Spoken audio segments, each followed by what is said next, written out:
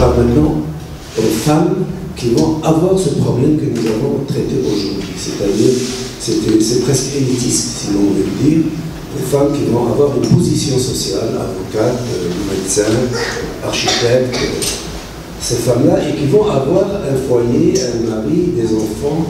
J'aimerais qu'il y ait une organisation entre leur position sociale, qui est une position sociale intéressante, parce qu'ils sont en train de prouver qu'ils participent justement, d'après leur métier, dans la société à travers cette position sociale, mais il faudrait que ça soit une occasion, une opportunité de prouver qu'elles sont, je parle maintenant des femmes, qu'elles sont crédibles à travers leurs compétences et à travers leur honnêteté.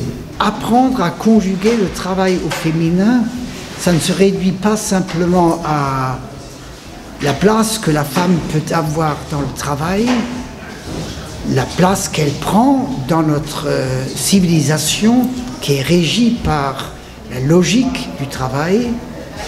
Mais conjuguer au féminin le travail signifie aussi comment est-ce que notre logique du travail orientée vers la rentabilité, vers le gain, peut être renouvelée, transformée, précisément par le questionnement qui est celui de la femme, qui renvoie à notre humanité, à la fragilité de notre humanité, au fait que l'humanité n'est jamais faite, mais toujours en train de se faire, et doit advenir toujours à nouveau dans chaque nouveau contexte à elle-même, dans un sens qui construise la société humaine, qui ne la détruise pas.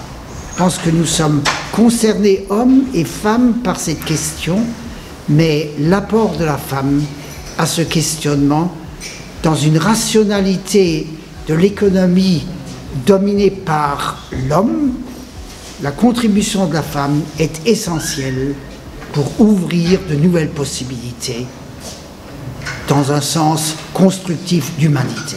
Je pense à ma personnelle, si on a un amour au travail, si on aime vraiment notre travail, on doit pas avoir ce problème-là. يكون لازم تمكين اقتصادي وتمكين اجتماعي ويخدموا على الظروف اللي هي مناسبه. اليوم الارقام كيهضروا في العالم على 90% من النساء اللي ما كيشتغلوش. How could cinema and audiovisual impact the audience to change their opinions and their point of view? En tant qu'élément de société et surtout la matrice de toute la société, elle a un rôle très très important.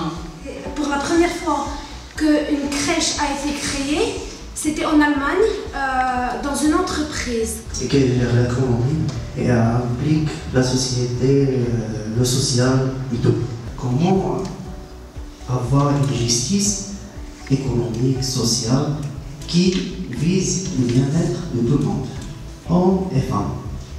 Donc aujourd'hui, la question qui était posée effectivement autour du travail de la femme, disons conjuguer le travail. Quand on dit conjuguer le travail, donc tout le travail du panel sera situé sur la création de l'équilibre entre la vie privée et la vie professionnelle, mais surtout aussi les capacités, les performances qui vont permettre à la femme de travailler. C'est un droit, c'est une question qui était complètement maintenant dépassée. Le droit ne se pose pas, mais la question qu'on essaie de débattre actuellement sur cette question, c'est quoi et comment travailler. La vraie question qui s'installe aujourd'hui, c'est comment réussir sans stress. Comment travailler sans stress, comment réussir le travail sans tomber dans des problèmes psychologiques, notamment la dépression, l'angoisse, l'anxiété et le burn-out, qui est une question forte actuellement, qui pose énormément de problèmes dans l'équilibre de la famille. Il faut trouver un juste équilibre entre le travail de la femme et sa vie privée. Parfois, le travail professionnel se trouve un petit peu en deçà de ce que nous, comme femmes, on aimerait faire, au détriment de notre vie privée, mais on peut toujours se rattraper. Pour moi, mon principe dans la vie maintenant, sûre et certaine.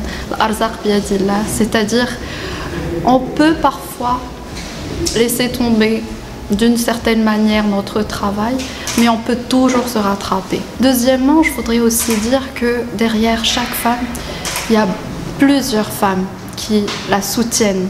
Donc en arabe on dit wara'a kull rajul azim imra'a. Moi je dis aussi wara'a kull imra'a azima nisa azimat.